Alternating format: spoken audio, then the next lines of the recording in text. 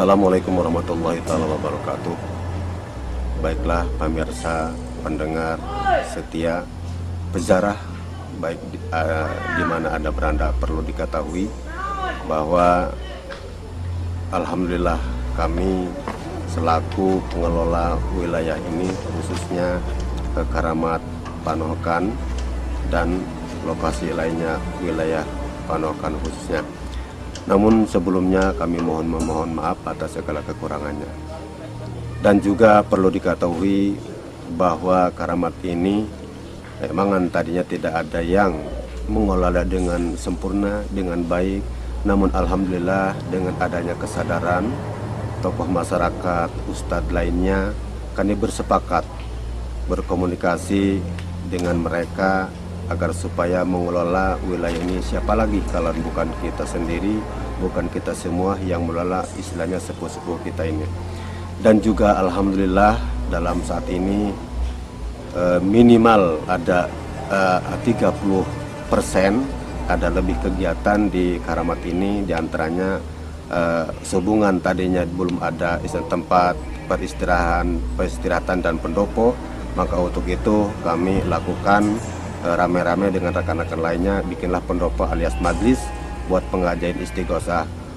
Dan juga kami setiap pada Jumat jam 2 mengadakan istighosah untuk mengantisipasi hal-hal yang negatif, diantaranya karena tidak menutup kemungkinan bagi pejarah dan pendaki gunung ada sifat-sifat negatifnya.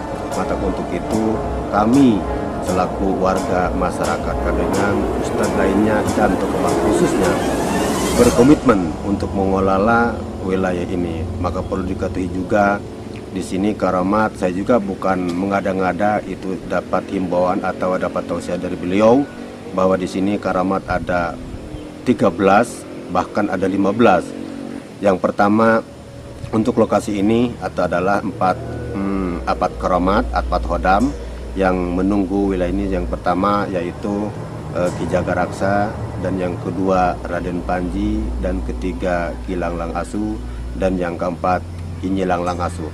Kemudian dari sini ke arah ke atas minimal 2 kiloan di situ ada Hodam yang menunggu, tapi bukan di tempat kuburan yang tertentu, tapi itulah Hodam yang menunggu itu Mbah Dalam Pamayungan. Padahal di sisi lain itu ada sebelah kanan dan sebelah kiri. Kalau sebelah kiri minimal 2 kilo, kalau sebelah kanan itu minimal setengah kiloan. Di situ ada kuburan yang dinamakan itu Ki Raja Pulang, dan yang sebelah kirinya juga itu ada Ki Jangkung. Dan juga naik lagi minimal 2 kiloan atau kurang lebih 3 kilo. Di situ ada yang dinamakan Batu Onta, yang penghuninya Hodam di situ adalah Ki Langlang Buana dan Nyilanglang Buana. Kemudian naik lagi yang bertempat di Sumur Tujuh, itu ada 3 Hodam yang penunggu wilayah di situ, yaitu diantaranya Ratu Halimah dan Raden Rahmatullah. Kemudian yang ketiganya itu Syekh Ali. Dan turun lagi ke bawah kurang lebih 200 atau 300 meter ke bawah, itu ada penunggu yang dinamakan Sumur Nangka. Sumur Nangka itu ada 2 Hodam yang penunggu di situ, itu Raden Indra Komala dan Kiran Cangmas tadi Sumur Tujuh. Dan juga perlu diketahui juga oleh pemirsa pendaki Sumur Tujuh dan pejarah khususnya Karamat Panokan ini, diantaranya perlu tahu, diantaranya di Sumur Tujuh itu asal muasal Sumur Tujuh itu pertama kalinya ada Syekh Mangsur dari Cikaduun menetap di Makatul Mukarramah. Namun beliau pulang ke daerah Indonesia tidak melalui kendaraan, baik itu kendaraan atas, bawah, dan kendaraan hewan lainnya. Dia melalui Sumur Jam-Jam.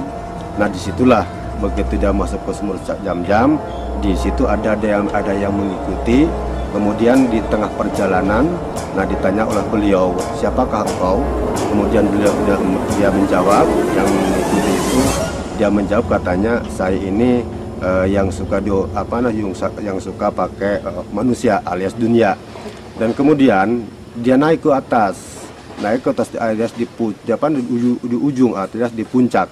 Nah di situ di puncak itu keluar dia punya inisiatif bahwa di sini itu tempatnya tidak sesuai dengan keinginan beliau.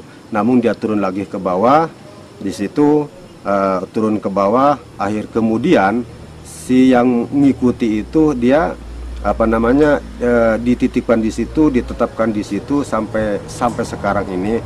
Namun dia langsung ke daerah Pandeglang alias daerah Cikaduen. Nah di situ dia keluar. Begitu dia keluar,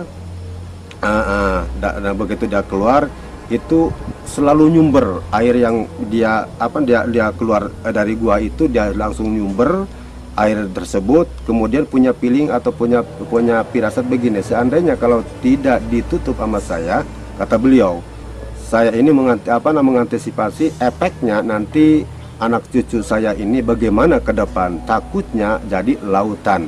Nah untuk itu kemudian dia sholat sholat sunnah mutlak 2 rakaat. Akhir kemudian dia ditutup lubang itu, maka disebutkan itu batu Quran alias di daerah Pandeglang juga. Namun alhamdulillah saya juga punya respon, punya istilahnya titipan dari beliau khususnya di Keramat Cidi Yanti Bagus Ki Jagaraksa untuk yang pertama untuk menyebarkan agama Islam, dan yang kedua untuk mencegah sifat kemaksiatan, karena tidak menutup kemungkinan bagi pejarah maupun pendaki gunung yang saya sudah ceritakan tadi itu ada niat lain. Kita mengantisipasi hal-hal efeknya atau adab dari Allah kepada kita semua juga, khususnya Kadoengang, umumnya ke wilayah lainnya. Nah perlu ketahui juga bahwa alhamdulillah saya di sini itu mendapatkan mandat dari beliau. Nah berbentuk ini barangnya, baik itu para pejarah atau pendakian, saya alhamdulillah mendapatkan mandat. Mungkin saya tidak bisa dibuka gitunya karena amanat dari beliau tidak bisa untuk sementara ini. Maka untuk itu perlu hanya sebatas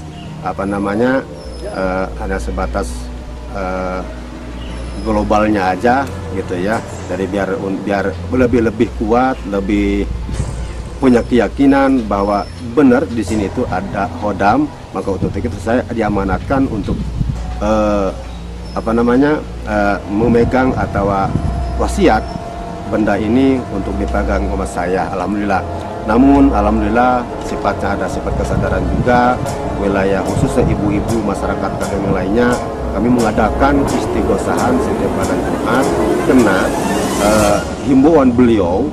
Bahkan ini katanya kalau habis Jumat, sekitar pada Jumat jam 1 sampai sekian sampai sore, di situ biar katanya, tapi walau alam bimuradi, itu katanya itu segala para waliullah, para hadam di wilayah Banten itu menetap di sini, mengadakan istilahnya voting atau meeting diantaranya.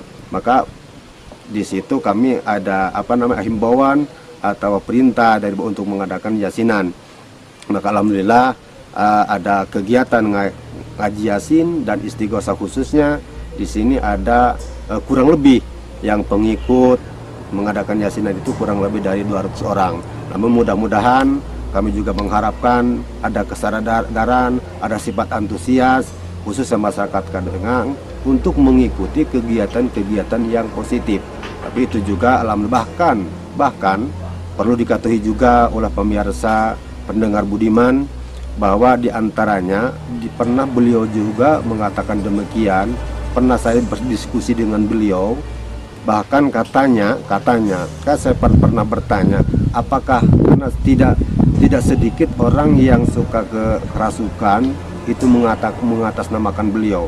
Namun saya koordinasi dengan beliau, mana yang betul, mana yang salah, mana yang sebenarnya, mana yang bukan. Nah untuk itu beliau mengatakan demikian. Pokoknya gini kata Pak Haji, kalau seandainya ini seseorang kemasukan mengaku-ngaku saya, mengaku-ngaku Uyut, itu tanya 2 kalimat syahadat. Kalau dia tidak tahu berarti itu bukan saya, katanya.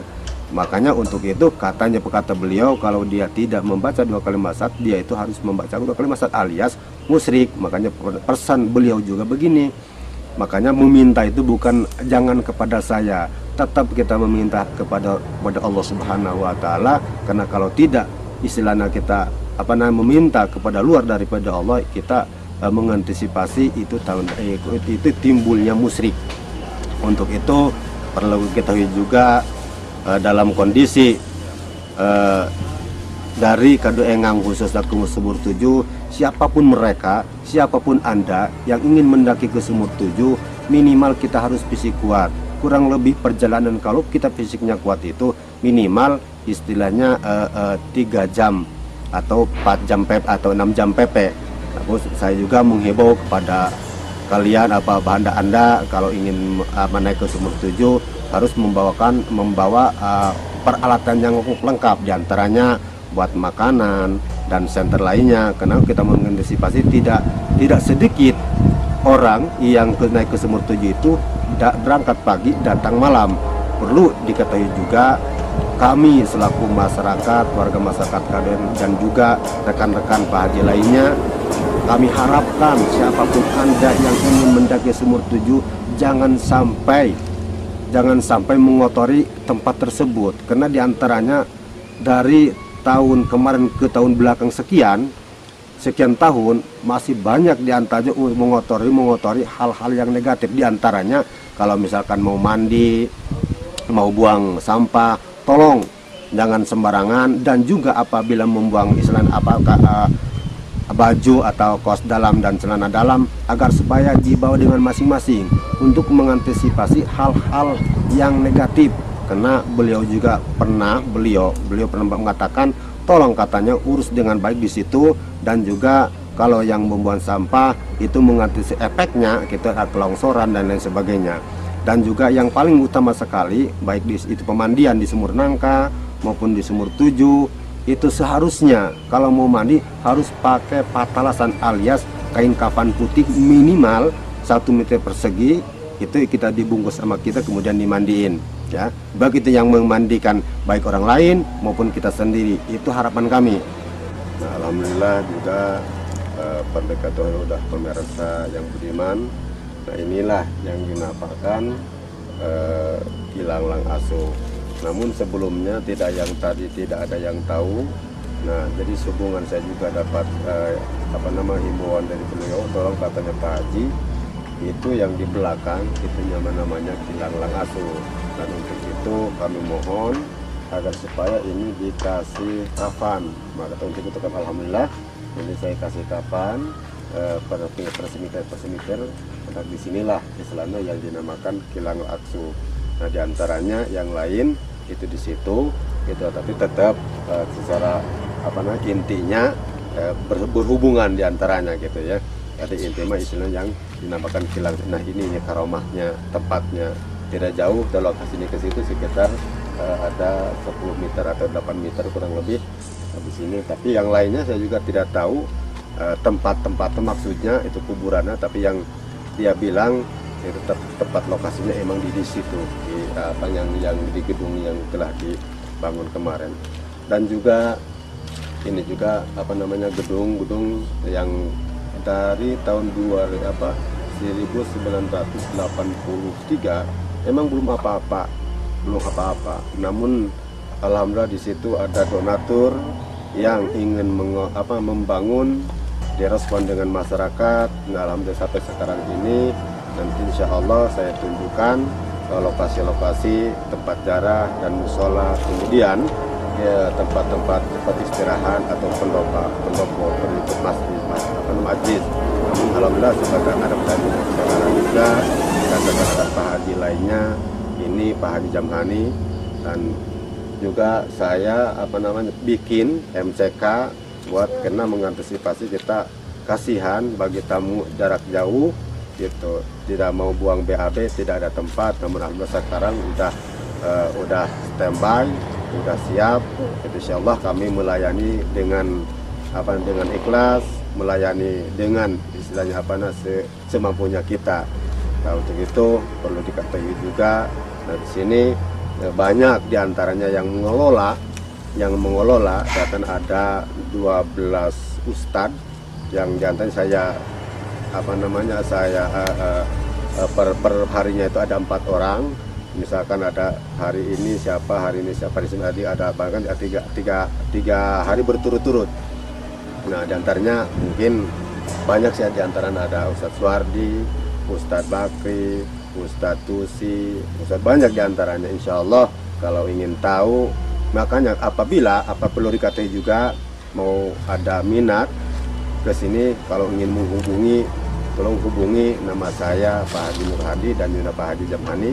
Kalau ingin istilahnya menghubungi secara langsung, nanti insya Allah kami bersedia untuk apa yang Anda konsulkan, apa yang Anda ingin tahu wilayah ini, insya Allah kami bersedia lapang dada demi mencapainya.